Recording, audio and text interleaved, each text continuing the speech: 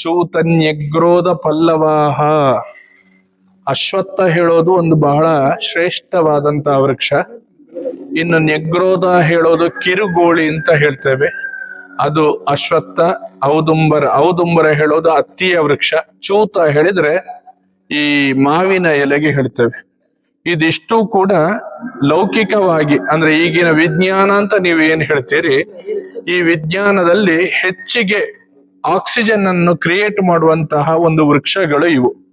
ಅದಕ್ಕಾಗಿ ಆ ವೃಕ್ಷದ ಮಣ್ಣು, ಆ ವೃಕ್ಷದ ಬುಡ, ಆ ವೃಕ್ಷದ ಒಂದು ಗಾಳಿ, ಇದು ಸರ್ವಶ್ರೇಷ್ಠ.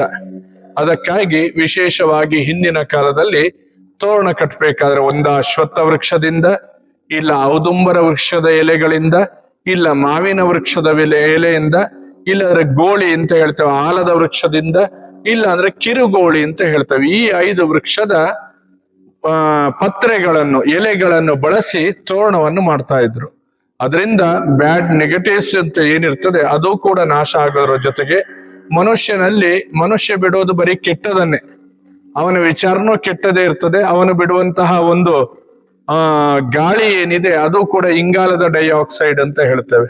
ಅದೆಲ್ಲವನ್ನು ಕೂಡ ಪರಿಹಾರ ಮಾಡಿ ಒಳ್ಳೆಯ ಆಕ್ಸಿಜನ್ ಕೊಡುವಂತಹ ವೃಕ್ಷಗಳು ಅದನ್ನು ನಾವು ಮನೆಯ ಮುಂದೆ ನಾವು ಕಟ್ಟೋದ್ರಿಂದ ಅಥವಾ ದೇವಸ್ಥಾನದ ಮುಂದೆ ಕಟ್ಟೋದ್ರಿಂದ ಸಮಸ್ತವಾದಂತಹ ಈ ಬ್ಯಾಡ್ ನೆಗೆಟಿವ್ಸ್ ಅಂತ ಏನ್ ಹೇಳ್ತೇವೆ ಅದೆಲ್ಲವೂ ಕೂಡ ಪರಿಹಾರವಾಗಿ ವಿಶೇಷವಾದಂತಹ ಒಳ್ಳೆಯ ಋಣಾತ್ಮಕ ಕಿರಣದಿಂದ ಧನಾತ್ಮಕ ಕಿರಣಗಳು ನಮಗೆ ಸಿಗ್ತದೆ ಅಂತ ಹೇಳಿ ಶಾಸ್ತ್ರದಲ್ಲಿ ಇದೆ.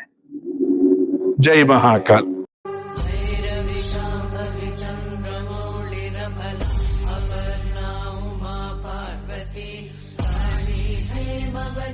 शिवाग्रनयनि कात्यायनि भैरवे सावित्री नवयो